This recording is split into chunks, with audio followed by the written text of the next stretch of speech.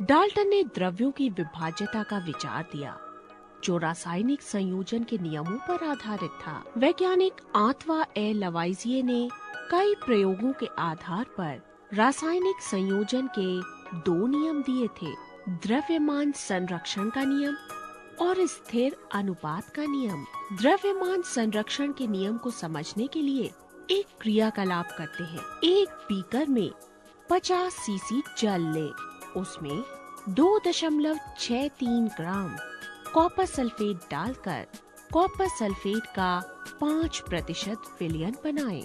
एक अन्य बीकर में 50 सीसी जल ले, अब इसमें 2.63 ग्राम सोडियम कार्बोनेट लें। अब एक शंक्वाकार फ्लास्क यानी कॉनिकल फ्लास्क लें और उसमें 10 सीसी सोडियम कार्बोनेट विलयन लें। एक ज्वलन नली में 1 सीसी कॉपर सल्फेट विलयन लें। अब परख नली को धागे के साथ बांधकर कॉनिकल फ्लास्क में इस प्रकार लटकाएं। ध्यान रहे, दोनों विलयन मिक्स ना हो।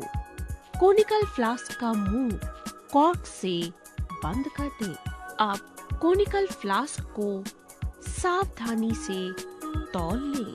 इसका वजन आया 31.0 ग्राम। अब फ्लास्क को झुकाकर इस प्रकार घुमाएं जिससे दोनों विलयन परस्पर मिल जाएं। इन दोनों विलयनों में अभिक्रिया हो रही है। अब इस फ्लास्क को फिर से तौलें। यहाँ तो तौल में कोई परिवर्तन ही नहीं हुआ। रासायनिक अभिक्रिया से पहले कॉपर सल्फेट और सोडियम कार्बोनेट का सिस्टम सहित कुल द्रव्यमान, रासायनिक अभिक्रिया के बाद प्राप्त कॉपर कार्बोनेट और सोडियम सल्फेट के सिस्टम सहित कुल द्रव्यमान के बराबर है। द्रव्यमान संरक्षण के नियम के अनुसार किसी रासायनिक अभिक्रिया में द्रव्यमान का ना तो सृजन किया जा सकता है और ना ही विनाश। अब समझते हैं कि स्थिर अनुपात का नियम क्या है। इस नियम को जानने से पहले यौगिक के बारे में जानते हैं। 2 या 2 से अधिक तत्वों के निश्चित अनुपात में रासायनिक संयोजन से प्राप्त शुद्ध पदार्थ यौगिक कहलाते हैं। इसलिए जल, जो सबके लिए बहुत जरूरी है, भी एक यौगिक है। जल बनता है हाइड्रोजन और ऑक्सीजन के संयोजन से।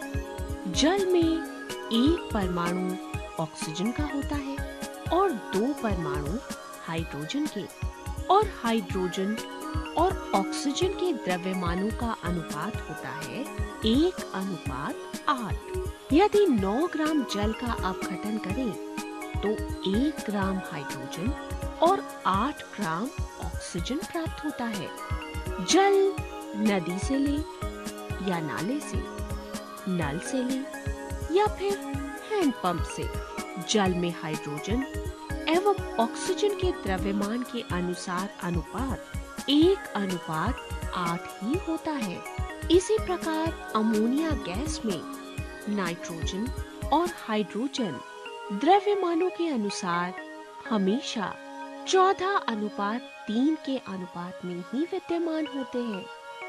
फिर चाहे अमोनिया किसी भी प्रकार से बनाई गई हो या किसी भी स्रोत से ली गई हो। इसी आधार पर लवाजिये ने स्थिर अनुपात का नियम दिया, जिसे प्राउस्ट ने इस प्रकार व्यक्त किया: किसी भी यौगिक में तत्व सदैव द्रव्यमानों के एक निश्चित अनुपात में विद्यमान होते हैं।